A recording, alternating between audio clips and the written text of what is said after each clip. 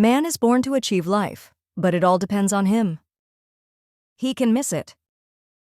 He can go on breathing, he can go on eating, he can go on growing old, he can go on moving toward the grave.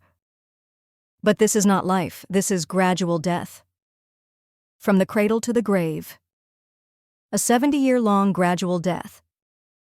And because millions of people around you are dying in this gradual, slow death, you also start imitating them. Children learn everything from those who are around them. And we are surrounded by the dead. So first we have to understand what I mean by life. It must not be simply growing old, it must be growing up. And these are two different things. Growing old, any animal is capable of. Growing up is the prerogative of human beings. Only a few claim the right. Growing up means moving every moment deeper into the principle of life. It means going farther away from death, not toward death. The deeper you go into life, the more you understand the immortality within you. You are going away from death. A moment comes when you can see that death is nothing but changing clothes. Or changing houses, changing forms. Nothing dies. Nothing can die. Death is the greatest illusion there is. For growing up, just watch a tree. As the tree grows up, its roots are growing down deeper. There is a balance. The higher the tree goes, the deeper the roots will go. You cannot have a tree 150 feet high with small roots. They could not support such a huge tree. In life, growing up means growing deep within yourself. That's where your roots are. To me, the first principle of life is meditation. Everything else comes second. And childhood is the best time. As you grow older, it means you are coming closer to death. And it becomes more and more difficult to go into meditation. Meditation means going into your immortality, going into your eternity, going into your godliness. And the child is the most qualified person because he is still unburdened by knowledge, unburdened by religion, unburdened by education, unburdened by all kinds of rubbish. He is innocent. But unfortunately, his innocence is condemned as ignorance. Ignorance and innocence have a similarity, but they are not the same. Ignorance is also a state of not knowing, just as innocence is. But there is a great difference too, which has been overlooked by the whole of humanity up to now. Innocence is not knowledgeable, but it is not desirous of being knowledgeable either. It is utterly content, fulfilled. A small child has no ambitions, he has no desires. He is so absorbed in the moment, a bird on the wing catches his eye so totally a butterfly. Its beautiful colors, and he is enchanted the rainbow in the sky. And he cannot conceive that there can be anything more significant, richer than this rainbow. And the night full of stars, stars beyond stars. Innocence is rich, it is full, it is pure. Ignorance is poor, it is a beggar, it wants this. It wants that, it wants to be knowledgeable, it wants to be respectable. It wants to be wealthy, it wants to be powerful. Ignorance moves on the path of desire. Innocence is a state of desirelessness. But because both are without knowledge, we have remained confused about their natures. We have taken it for granted that they are the same. The first step in the art of living will be to understand the distinction between ignorance and innocence. Innocence has to be supported, protected, because the child has brought with him the greatest treasure, the treasure that sages find only after arduous effort. Sages have said that they become children again, that they are reborn. In India, the real Brahmin, the real knower, has called himself Dwaiji, twice born. Why twice born? What happened to the first birth? What is the need of the second birth? And what is he going to gain in the second birth? In the second birth, he is going to gain what was available in the first birth. But the society, the parents, the people surrounding him crushed it, destroyed it. Every child is being stuffed with knowledge. His simplicity has to be somehow removed, because simplicity is not going to help him in this competitive world. His simplicity will look to the world as if he is a simpleton. His innocence will be exploited in every possible way. Afraid of the society, afraid of the world we ourselves have created, we try to make every child be clever, cunning, knowledgeable, to be in the category of the powerful, not in the category of the oppressed and the powerless. And once the child starts growing in the wrong direction, he goes on moving that way. His whole life moves in that direction. Whenever you understand that you have missed life, the first principle to be brought back is innocence. Drop your knowledge, forget your scriptures, forget your religions, your theologies, your philosophies. Be born again, become innocent, and it is in your hands.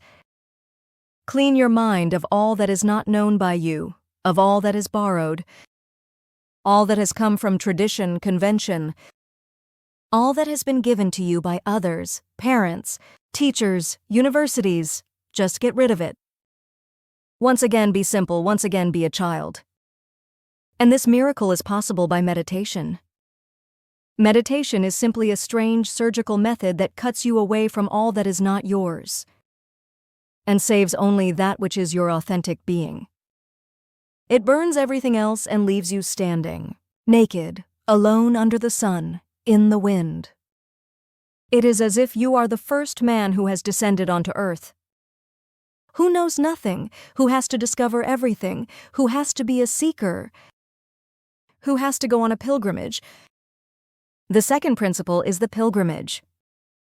Life must be a seeking, not a desire, but a search. Not an ambition to become this, to become that, president of a country or prime minister of a country, but a search to find out, who am I? It is very strange that people who don't know who they are trying to become somebody. They don't even know who they are right now. They are unacquainted with their being, but they have a goal of becoming. Becoming is the disease of the soul. Being is you. And to discover your being is the beginning of life. Then each moment is a new discovery, each moment brings a new joy. A new mystery opens its doors, a new love starts growing in you.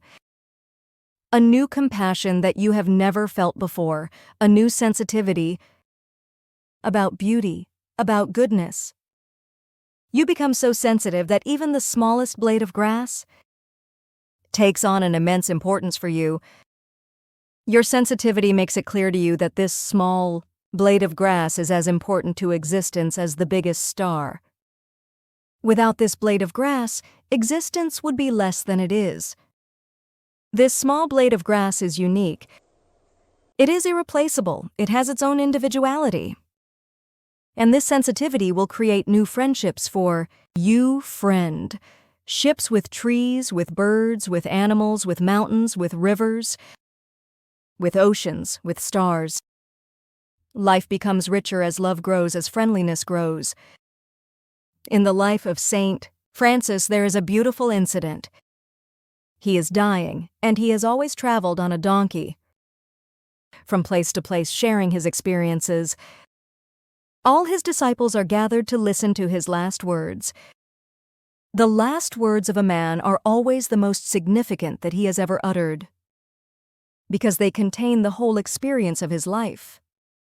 But what the disciples heard, they could not believe. Saint Francis did not address the disciples, he addressed the donkey. He said, "Brother, I am immensely indebted to you. You have been carrying me from one place to another place, with never a complaint, never grumbling. Before I leave this world, all that I want is forgiveness from you. I have not been humane to you." These were the last words of Saint Francis. A tremendous sensitivity to say to the donkey, "Brother, donkey," and asking to be forgiven. As you become more sensitive, life becomes bigger. It is not a small pond, it becomes oceanic. It is not confined to you and your wife and your children. It is not confined at all. This whole existence becomes your family. And unless the whole existence is your family, you have not known what life is, because no man is an island. We are all connected. We are a vast continent joined in millions of ways. And if our hearts are not full of love for the whole, in the same proportion, our life is cut short. Meditation will bring you sensitivity, a great sense of belonging to the world. It is our world, the stars are ours, and we are not foreigners here. We belong intrinsically to existence. We are part of it, we are heart of it. Second, meditation will bring you a great silence. Because all rubbish knowledge is gone. Thoughts that are part of the knowledge are gone too. An immense silence, and you are surprised. This silence is the only music there is. All music is an effort to bring this silence somehow into manifestation. The seers of the ancient East have been very emphatic about the point that all the great arts, music, poetry, dance, painting, sculpture, all are born out of meditation.